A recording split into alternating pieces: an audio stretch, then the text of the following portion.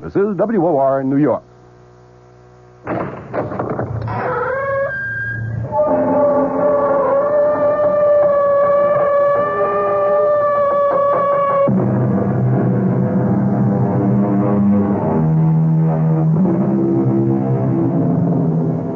Come in. Welcome. I'm E.G. Marshall. Welcome to the fear you can hear. Welcome to the sounds of suspense. It was the ill-fated Prince of Denmark, Hamlet, who lamented, "The time is out of joint. Oh, cursed spite, that ever I was born to set it right." Many people before and since have echoed the same cry of despair, but none with more compelling justice and reason than Ethan Vigil, clockmaker and destroyer. Ethan Vigil, for whom a special clock struck a magic and an evil hour. Got your box in. Your move, Jake. No, don't rush me. I'm thinking. God in heaven, Ethan, how can you stand that infernal racket? What racket? Oh, you mean the clock striking? I don't even notice it anymore. Well, go ahead. What do you want to give up? No. Who can think of a chess move with all hell breaking loose? From now on, start our games after midnight. Have to drive a man stark, staring mad. I swear to Sam Hill, Ethan, you deliver.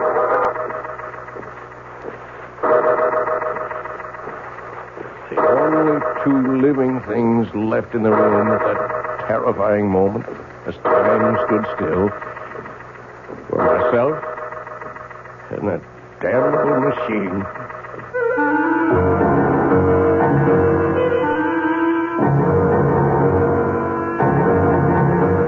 Our mystery drama, Time and Again, was written especially for the Mystery Theater by Ian Martin and stars John Beal. It is sponsored in part by Anheuser-Busch Incorporated, brewers of Budweiser, and by the Kellogg Company, makers of Kellogg's Special K cereal. I'll return shortly with Act One. When you drink beer, do you tilt the glass for long, hearty swallows? Or just tip it and sip it? Well, sipping's the thing for wine. But Budweiser beer is a hearty drink, brewed for zest and character. The best way to enjoy Bud is to drink it.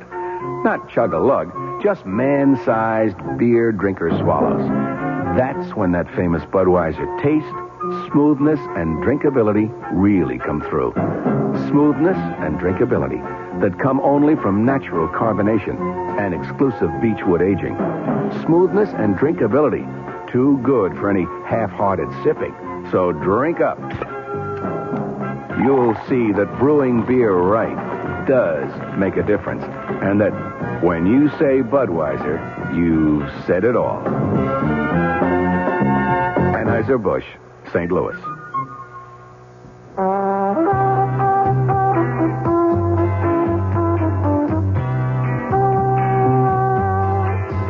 No matter what you're saving for, that's what Suburban Savings for Suburban. Suburban Savings offers you a regular savings account with flexibility. You can add any amount to your account whenever you wish. Withdraw whenever you want. Suburban Savings pays a 5.25% annual interest rate on regular savings paid quarterly, which earns an annual effective yield of 5.47%. Interest is compounded continuously from day of deposit to day of withdrawal, as long as $50 is maintained in the account to the end of the quarter. Come into Suburban Savings and open an account with flexibility. Our regular savings account in New Jersey at Bayonne, Edgewater, Elmwood Park, Emerson, Hackettstown, Morris Plains, Nutley, Paramus, and Sparta.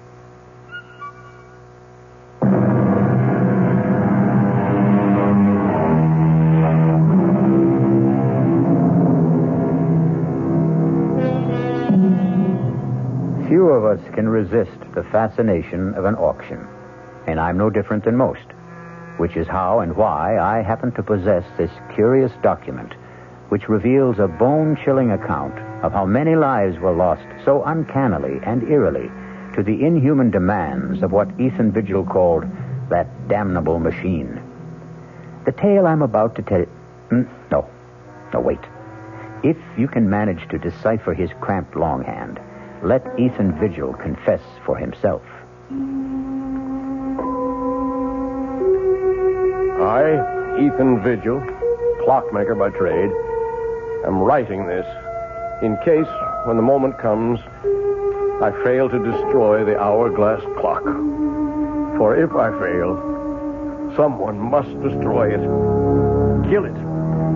End its ghastly existence before God knows how many innocent people will die to satisfy its insatiable thirst. The clock itself came into my possession more or less by accident. I was working late at my shop one night about a year ago, and I heard a tapping on the closed glass door. Nation, some people can't read signs. Darn fools like to break that glass. Stop that. Can't you see him close? And Governor, please, let me in. Oh, get on with you. You won't be sorry. Give me a chance. I'll give you the chance of a lifetime. Look. It was raining heavily, the water streaming down the glass, but the object he had drawn from the cover of his pea jacket drew my eyes like a magnet. It was a clock, the like of which I'd never seen. It was shaped like an hourglass, with a strange appearing pendulum hanging in the lower half and the face in the upper half. And in the place of the figure 12, at the top of the face, was the numeral 13. I had to see that clock more closely. Oh, bless you, Governor. You're a lifesaver, you are. What do you want? Oh, I want you to have a look at this here clock. The clock is the only reason I let you in. I'd like to have a look at it myself. Let's take it over to the bench. You want this clock repaired? I want to sell it to you, is what I want. I hope I don't regret this, but come on to my place in the back. There's a fire in there to dry you up a bit. Better back up to that fire. Where'd you get this clock? Why, it came into my possession when its owner died. Does it run? Well, now, that there clock, it doesn't run. I'd be the first to admit it. I'll give you $20. Oh, now, look here. $20. Take it or leave it. Well, I may be down and out, but I know a good thing when I see it, and I don't intend to be taken advantage of by somebody else. There doesn't seem to be any question of who's being taken advantage of. Harriet. Ethan, who is this person? He's a customer, more or less. This is my sister-in-law. It's near on to midnight, and my poor sick sister is pining upstairs for her husband to bring her a little faith and consolation. Oh, now, Mom, I certainly am sorry to intrude on family problems. Then don't. Ethan, get rid of this man. You better go. Yeah, but what about our business and the clock? Well, $20 is all I have to my name. I'll take it. Don't you do it, Ethan. Oh, mind your own business for once, Harriet. I had little doubt my sailor, who called himself Harry Stubbs, had dubious title to that strange clock. But like all collectors, to own something totally and unreservedly unique is an overriding obsession. Is he gone? Yes. Oh, just look at this place after you had that derelict in here. Lights on all over the place, eating up money. To say nothing of good hard cash thrown away on that piece of junk on the table. It was my own money. What own money? Oh, you and Henrietta wouldn't even have a roof over your heads, let alone a piece of business, if it weren't for me. Oh, no, it's my money that keeps you going, and don't you forget it. Now, you lock the door to the shop. I still have some repairs left to do. You'll have to get up early tomorrow and do them. I just wanted to have another look at this clock. You'll waste no more time or light or fuel down here tonight. If it wasn't for good money paid out, I'd take that piece of junk on the table and dump it in the rubbish. How I wish she'd done just that. Let the city collect it with the morning trash and bury it forever. But fate hadn't planned it that way. So I went upstairs from Harriet to face another problem I didn't know how to solve. My ailing wife, Henrietta. Ethan, is that you? Yes, Henrietta. Where have you been? Working, dear. Are you hurting? Oh, when don't I hurt? I know. How's your back? It isn't my back. It's my stomach, Ethan. I'm scared. I've been afraid to think of it, but I know Harriet's sure I've got... No, none of that. You just get off to sleep. That's what you need. You just don't know how it is to be suffering every blessed minute of every day. As I slipped under the covers and lay wide awake beside Henrietta, snoring away, my mind went back to the strange clock on the table downstairs. The intriguing mystery of a mechanism I had never even imagined in 40 years of clockmaking. And the enigma of why 13 replaced the numeral 12 on the face.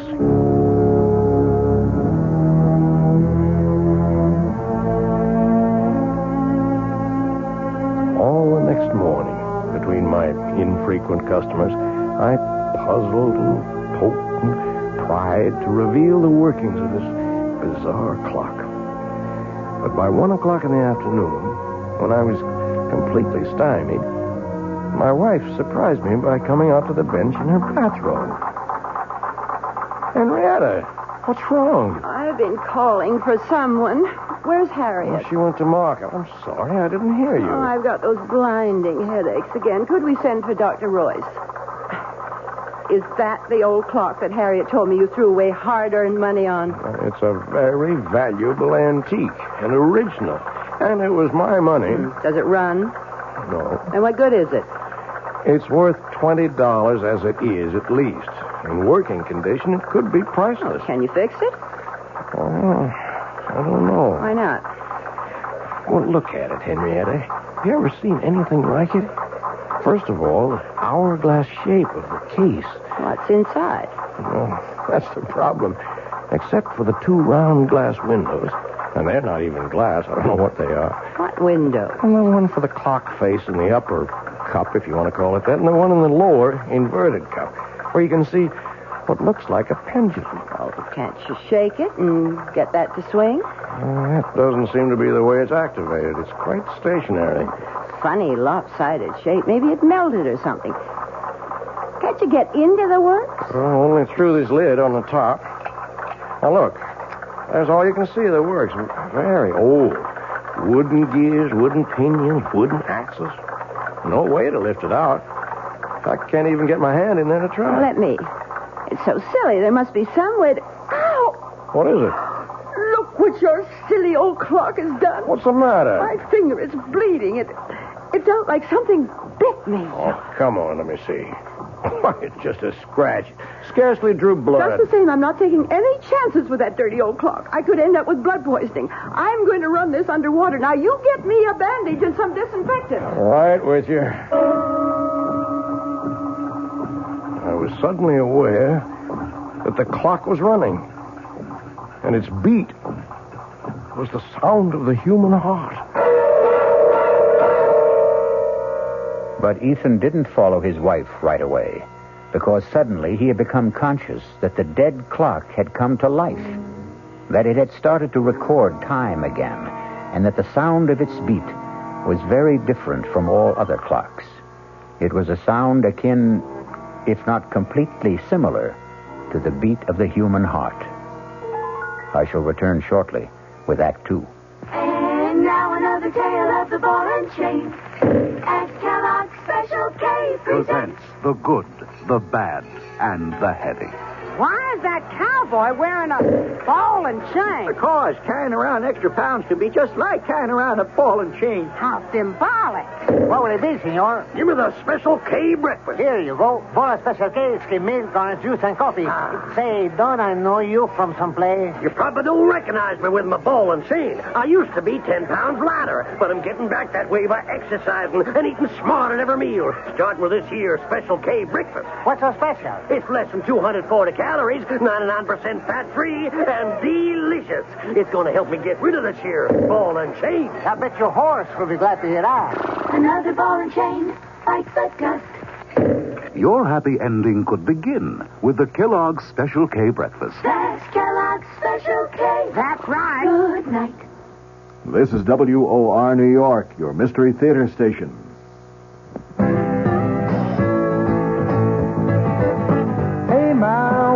dinner? Hey, Ma, what you got? Hey, Ma, will it be much longer? My hunger gets stronger and I can't wait. She loves her family. She wants the best. She does all that she can do. She lets ShopRite do the rest.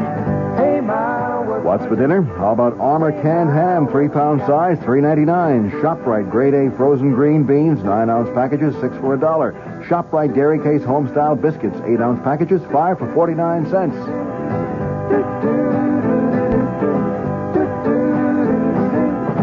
She loves the family. She wants the best. She does all that she can do. She lets ShopRite do the rest. Hey, Ma, what's for dinner? ShopRite has the answer.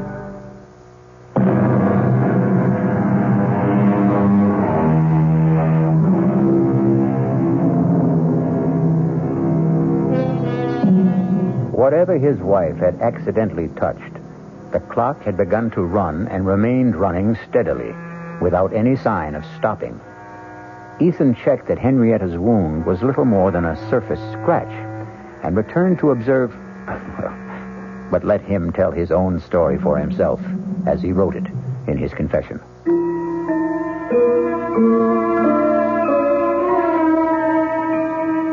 My examination of the clock as it ran made it even more of an enigma. Behind the face, beneath the lid, the gears I saw engage, second by second, operated the hands that told the time. What motivated them was obvious, the strange mass that I had supposed a pendulum weight, but which now, quite clearly, was a diaphragm or pump, opening and closing to create energy, in a motion like a human fist, or... Yes, suddenly I knew why the irregular shape was familiar, like the human heart. But what, in turn, motivated that, or fueled it, was the ultimate mystery. Everything about this clock was different, exotic, strange. Even its chime for the hours, plangent, plaintive, almost the sound of a human voice. I watched it irresistibly all day, all during the night, while I waited for Dr. Jacob Royce to come and examine my wife. Even while I waited for the result of that examination. What the devil are you doing out here, Ethan? Oh, sorry, Jake. Just observing this clock. It's got me mesmerized. How's Henrietta? Oh, what am I going to tell you, Ethan? Same thing as usual. Yep. Not a trace of any physiological problem. Never is. Oh, there's a name for it if it's of any help. Chronic inadequate. Someone who just can't handle the simple process of life and has to make excuses for it. I'd better go up to her. Oh, there's no need. I gave her a sedative. Won't hurt her, but it might do you some good. Come on now. Let's play chess. If I set us up out here, all right? With all those clocks rattling away? I want to keep my eye on this baby here. If you can't sit up with one sick friend, you gotta sit up with another. And for the next 10 or 15 minutes, I did forget the clock that was to haunt the rest of my days. Inexorably, as we concentrated on the chessboard, all of the clocks ticked on towards 12 o'clock. And the moment when the explanation of that substitute number 13 was about to be made by the clock itself. Don't think much of your king's pawn variation, Jake. Got you boxed in. Your move. Don't rush me. Don't rush me. I'm thinking. Good Lord, Ethan. How can you stand that infernal racket? Huh? What racket? Oh, you mean the clock striking? I don't even notice them anymore. Well, go ahead. Or do you want to give up? No.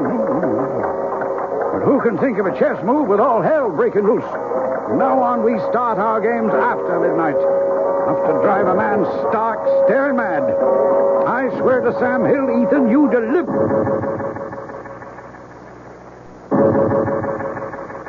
After the 12th stroke of the hourglass clock's chime, there was no sound but the beat of the clock and my own heart.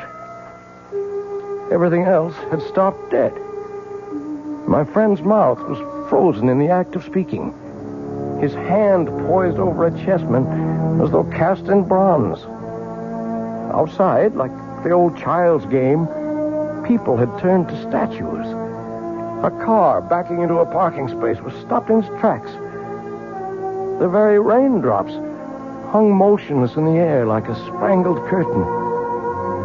For everyone else in the world, save only me and that damnable clock, time was standing still.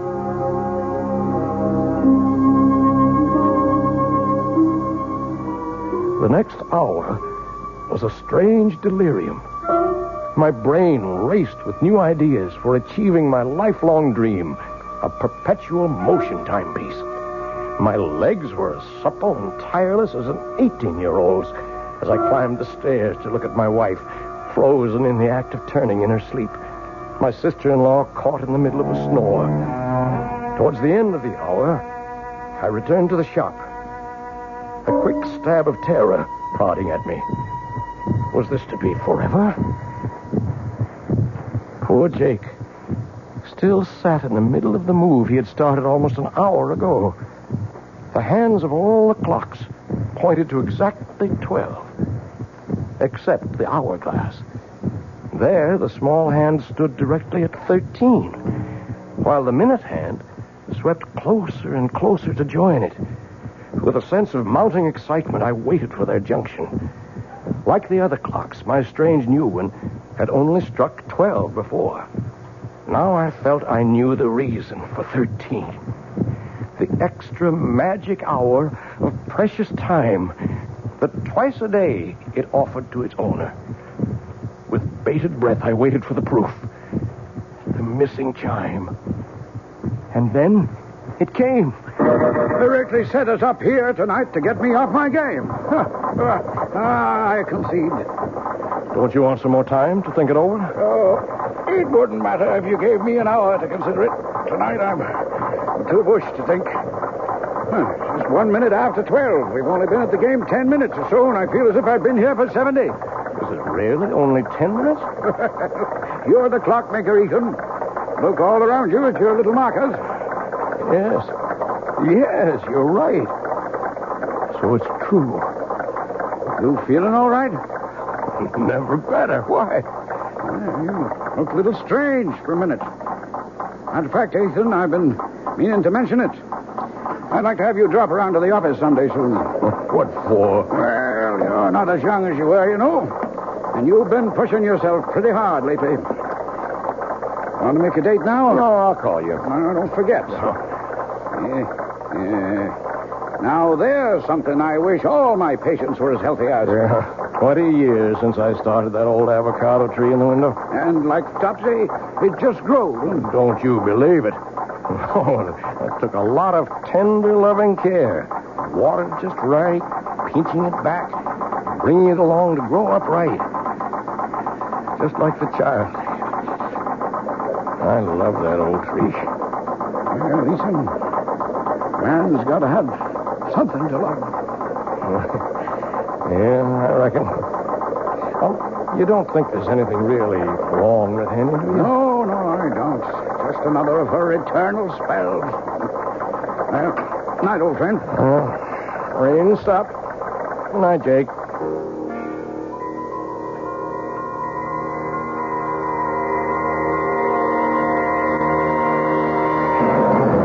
For a long time after my old friend drove away, I stood by the door, gazing into the cool, crisp night. I didn't notice the cold.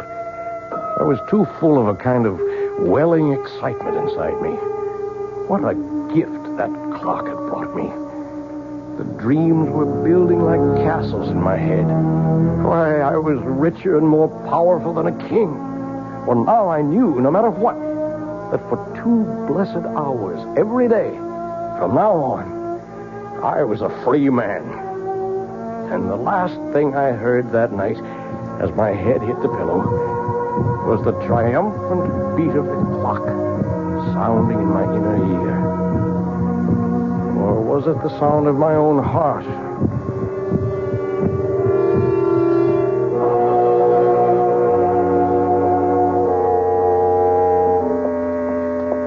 she, Doctor?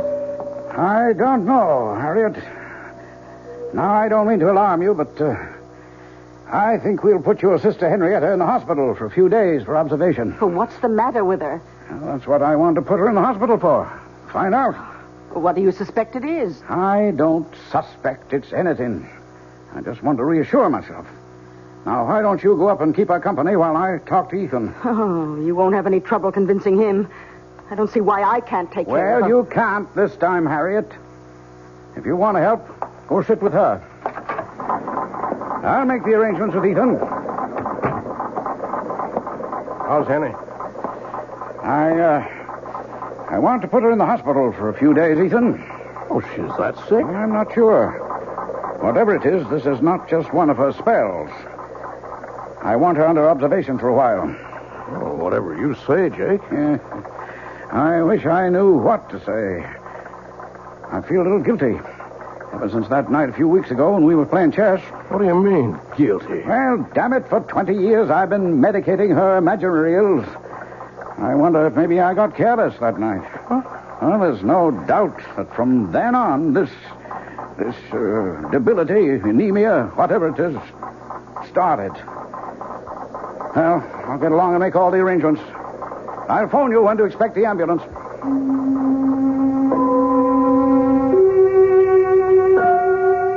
I had my own guilt nagging at me.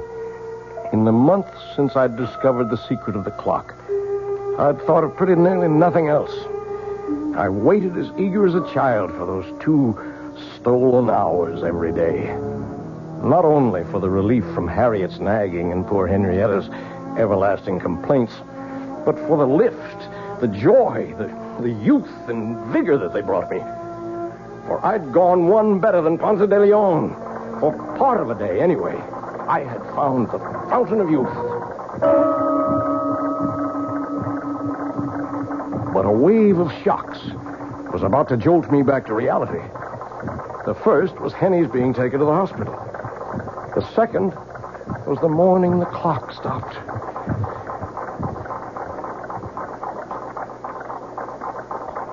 Oh, no. No.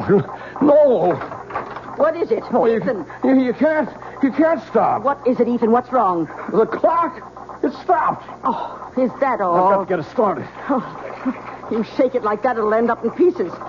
Good riddance. I told you it was a waste of money. Get out of here. How dare you talk to me like get that? out! Oh, I certainly will. Nobody's going to talk to me like that, particularly not you. I was frantic. My golden hours of solitude gone. My extra gift of precious time and the rebirth of youth. I couldn't let them go. There must be some way to bring them back.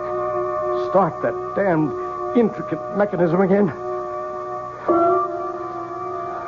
Clock was dead. Its lifeblood somehow drained. Blood. But that's what started it in the first place. Maybe... Oh, damnation. I'll let it ring. I've got to find something to... Oh, all right. Hello? Ethan, it's Jake. Oh, Jake. Look, I don't want to talk now. Oh, then you've heard. Heard what? About Henrietta? Oh, she's not... I just got back to my office and got a message from the hospital. I'm afraid she's passed away. Oh, are you sure? Well, I'm on my way to the hospital now, just on the outside chance. Better meet me there. I'm on my way.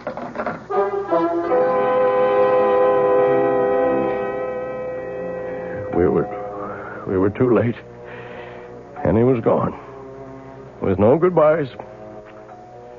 I sat by a nurse's desk, waiting for Jake to complete arrangements and drive me home.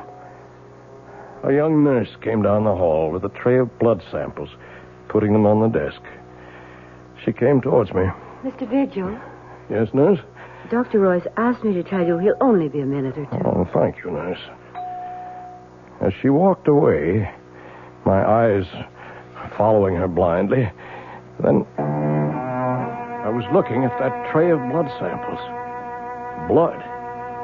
It was Henny's cutting her finger that started the clock. Would that be the answer? I acted without thinking. In a moment, I had slipped one of the tubes into my pocket. And I was back in my seat before Jake came striding down the hall.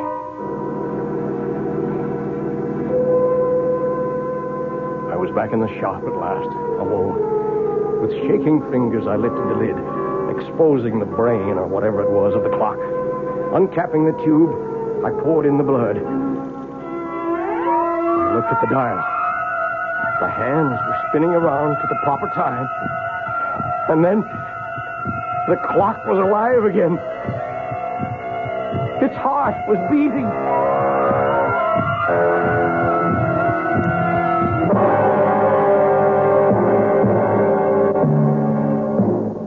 It would have been better, far better, had Ethan left it for dead.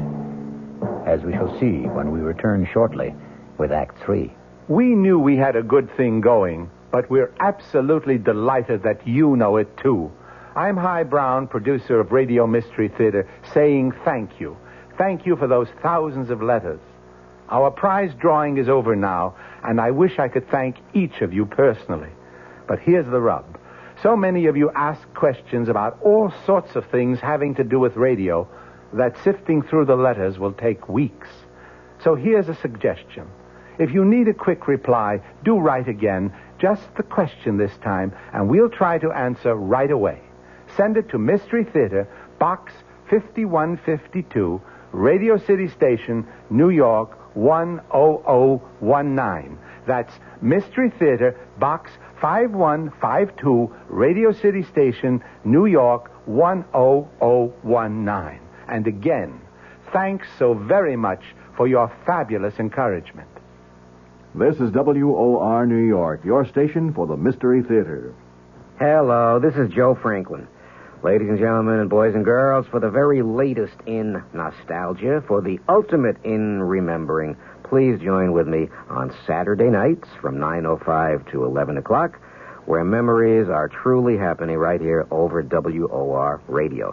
It is my privilege to present radio's original Memory Lane program, but positively the original. And whether it's Al Jolson or Benny Goodman or Louis Armstrong or Eddie Cantor or Harry James or the Dorseys, Mario Lanza, Gene Krupa, the young Frank Sinatra, George M. Cohan, Bing Crosby, Bogart, Lombard, Cagney, and all those happy times of radio's comedy and drama and soap opera.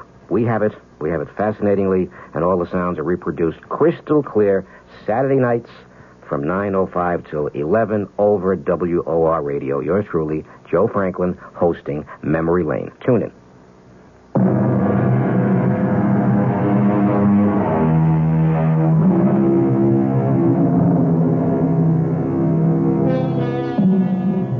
Which of us could resist the temptation of perpetual youth?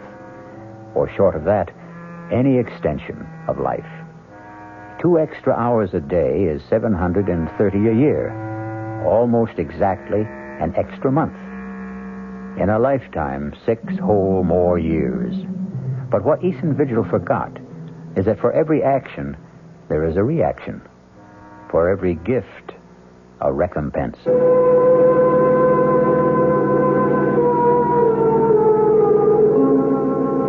saddest part of my confession is that after my wife's death, I became completely blind to everything but my 2 periods of escape every day. More and more, my sister-in-law, Harriet, took over the ordinary part of life, transforming my beloved clock shop into a nightmare against which I preferred to close my eyes. Ethan? Ethan? What, Harriet? Would you mind helping me dress this window, please? Well, what's the matter with it as it is? If you just get away from that bench of yours for a moment and come here, perhaps I can show you. All right, Harriet. You know how I'm branching out now that I'm the active partner in the store. Oh, Igor and Jim Cracks. Well, you might know you'd lag a mile behind the times. This is novelty jewelry, and to sell it, we must display it. Cheap claptrap. Now, first off, I want you to get this cheap, silly rubber plant out of the window. Rubber plant? That's my avocado tree that I grew with my own hands. Well, whatever it is, it takes up the whole window. I want it out of here. No, sir, not my tree. It needs the sunshine it gets. But what use is it? Does everything have to have a function? It's beautiful. It's balm to my soul. That's enough reason for its existence. Besides, it don't cost nothing, so you leave it alone. Oh, very well. But I must have somewhere to display my costume jewelry. Oh, let's move that ugly old hourglass clock somewhere else. Why does it have to be right beside your bench where every customer comes... Harriet, I'm warning you. You leave that clock where it is. Don't you ever dare lay a hand on it, you hear me? Oh, my, aren't we touchy? Well, just let me remind you of something, Ethan. With Henrietta gone, her share goes to me, so I am 2/3 of this store. I can have it any way I want to. Over my dead body. You can do what you want with all your cheap, tinselly stuff, but you keep your hands off that clock. Oh, heaven's sake, all right. Don't you have an appointment with Dr. Royce? Oh, no, I forgot. I'll get right over to his office.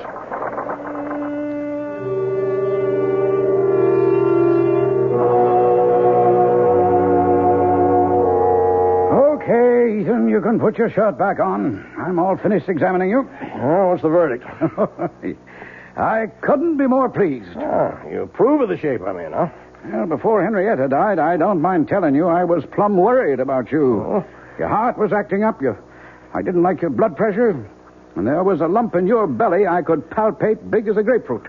And now? Now I don't even need the x-rays I took. Know it before I see him. It's practically noon. Now go on. You don't need a doctor. Get out of here. Let me get around to the sick people outside who do.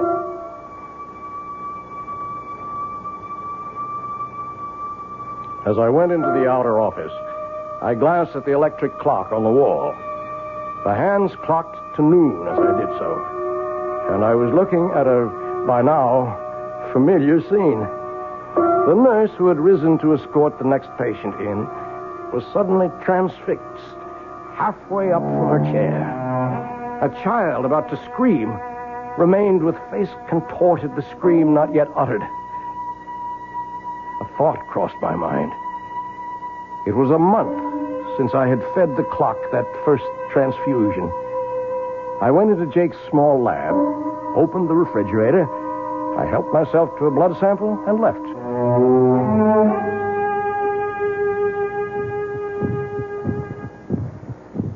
Back at the store, the only sound was the beat of my clock. It seemed a little labored to me, but for the moment I was too furious to see what Harriet had been at since I left. Draped all over my avocado tree were festoons of cheap tin and glass jewelry, and Harriet, the superior smirk on her face, was caught immobile in the act of adding more. I choked back my anger because suddenly, before I could move, the clock beat died. Why, Ethan, how'd you get back so soon? What are you doing to the avocado? Well, since I can't take it out of the window, I thought I'd just use it as a display tree. You leave that alone. As long as it's there, no one moves that or touches it, except me. You understand that? Well, you certainly don't have to be so abusive. Get away. Get out of here. Leave me alone. Oh, when you're in a mood like this, I'm glad to. I'm sorry to tell you that your precious clock seems to be out of order again. I hope this time it's broken for good. Good riddance. Poor old tree. But first, some special oil for the magic lamp. Please, God, you'll still run again.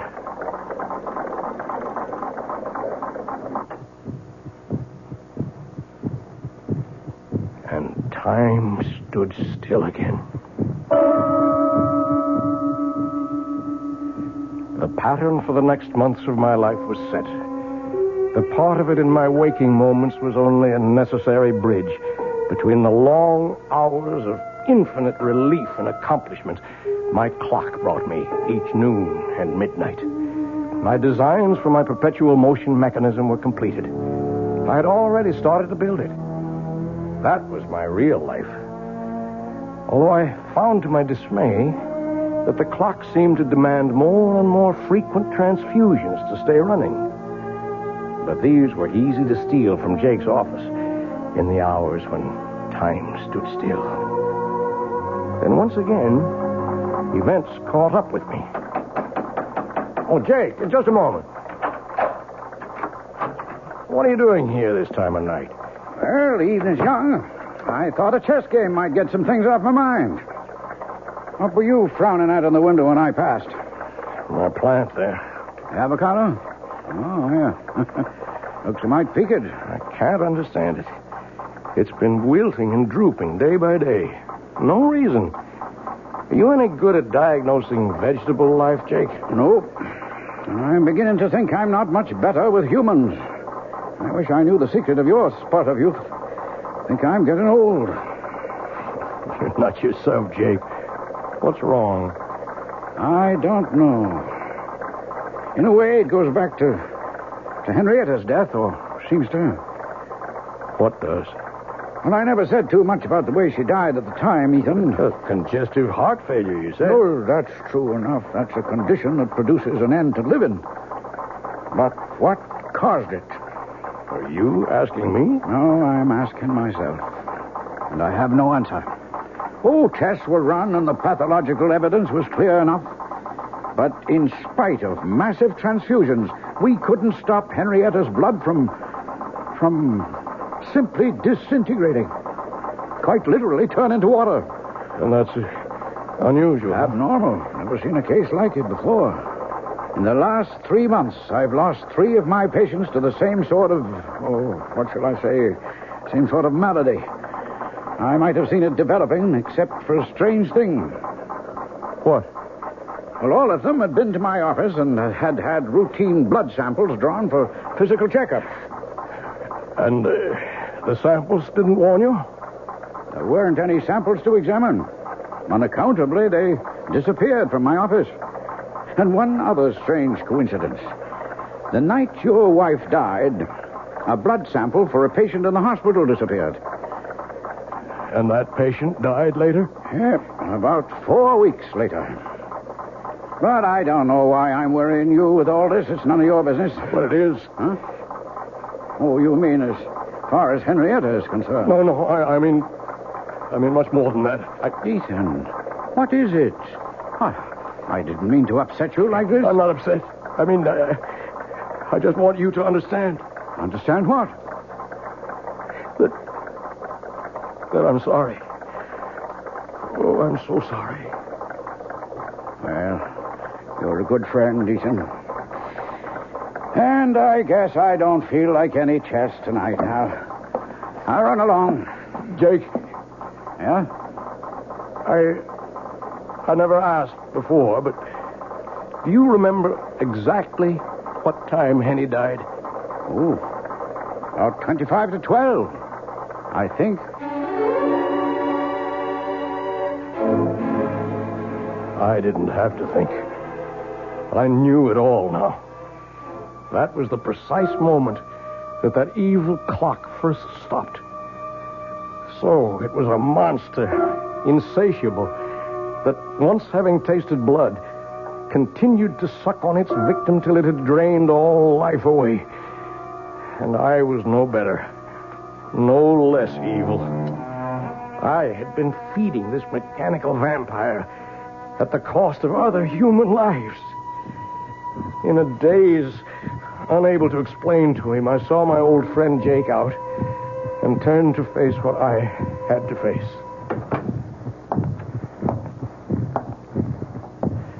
The shop was dark as I walked to the clock. My ears were so attuned to it by now that I'd been aware that it had started to labor and needed a fresh transfusion. I was more than a little mad by now. As in the dark, I said to it, "Die! Damn you, you devil! Die!" My moment of triumph was brief. I still had my own expiation to make. Not only for my wife, but for all those others.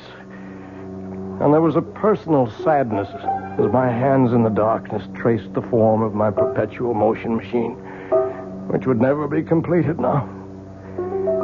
A man without love, wife, or children would like to leave a small footprint on the sands, his gauge to immortality. All I would leave now was a sick avocado tree I had nourished for 20 years for nothing. And then suddenly, I heard stealthy footsteps and pulled back into the shadows.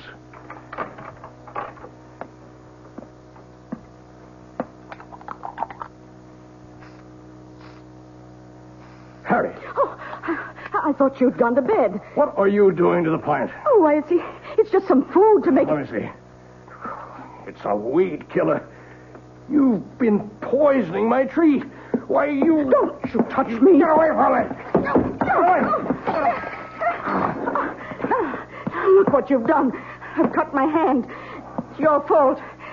But finally you've smashed up this ugly old clock for good. It's dead.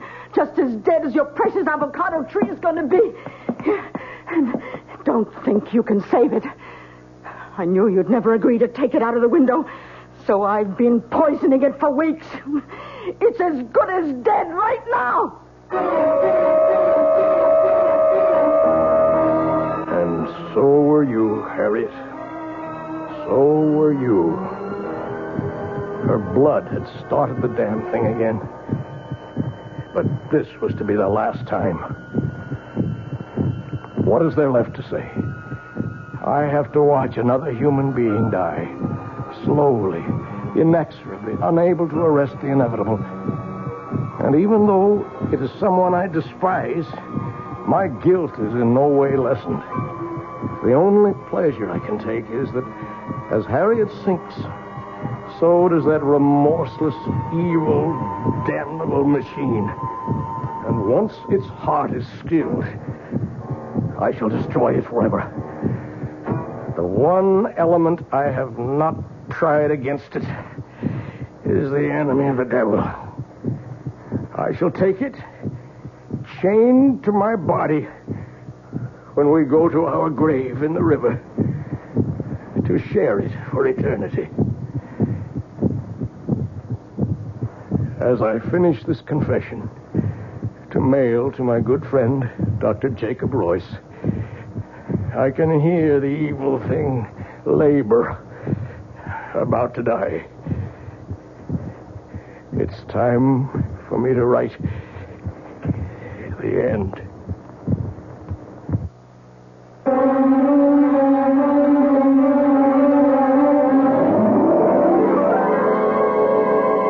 So be warned. If you should by any chance come across a clock in a curio shop shaped like an hourglass with a dial that bears the number 13 instead of 12, shun it like the plague. I'll be back shortly.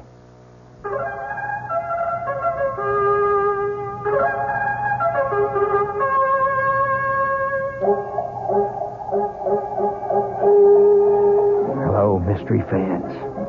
This is the Creeping Claw. Yes, this is the Claw, and I'm coming your way. I'm coming your way, and I'm gonna get you.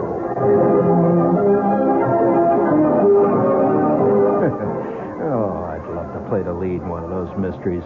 This is Gene Shepard, gang, and I'm here to tell you that there's been a great time change here on WOR, and from here on in, I'm going to be heard every night. There's been all kinds of phone calls about it, so here's the answer. Every night at 9:15, Monday through Friday. Gene Shepard, better known as the Creeping Claw.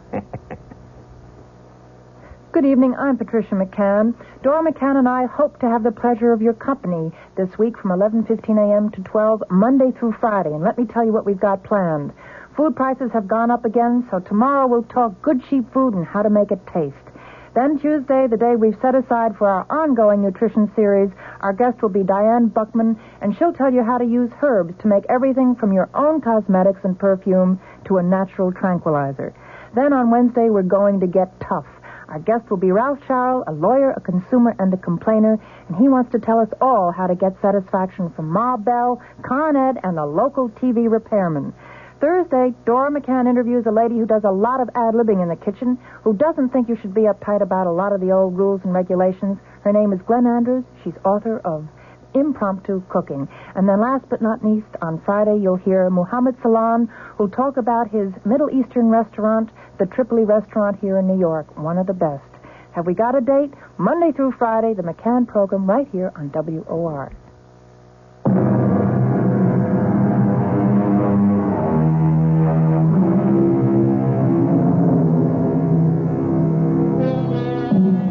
Oh, the fascination of time and man's never-ending quest to hoard it, to stretch it, to borrow an extra portion for himself alone. As I sit watching the clock ticking away, I, too, have that irrational impulse all of us have felt sometime to hold back the hands and bring time itself to stop. And then I remember Ethan Vigil, and I decide that once around is enough for all of us. Our cast included John Beale, Grace Matthews, Bryna Rayburn, and Ian Martin. The entire production was under the direction of Himan Brown. And now, a preview of our next tale. Deeply, hopelessly, irrevocably in love. Now, my boy, I've been a publisher a long time. I've talked to dozens of authors.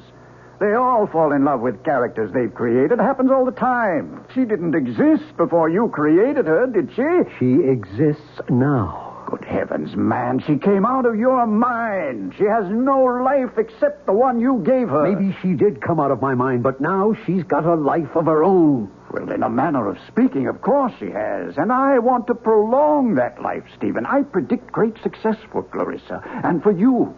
You and Clarissa are one, you might say. No, we are not one. We must never be one. I want her dead. This is E.G. Marshall inviting you to return to our Mystery Theater for another adventure in the macabre. Until next time, pleasant dreams.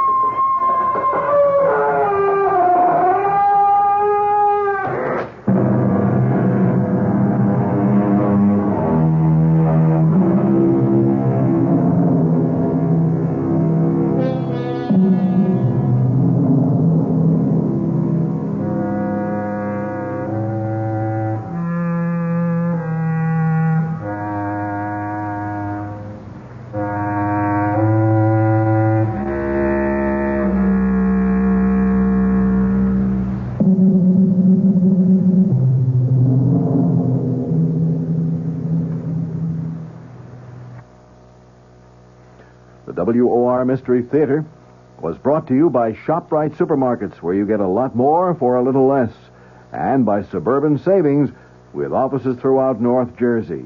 The preceding Mystery Theater program was furnished by the CBS Radio Network. John Wingate here. You have a problem? Money, stocks, medical, or whatever. Then join me, weeknights at 10 p.m., for the Wingate News Digest. News is simpler than you think. It's what affects you, your pocketbook, your job, your pension, all those things. These we cover, plus all hard news. The Wingate News Digest, weeknights at 10. Be sure you join us again tomorrow for the Mystery Theater, right after the Fulton Lewis News Commentary, Monday through Friday, here on WOR. The news is next with Bert Wilson, a full 15-minute wrap-up. WOR New York, an RKO General station.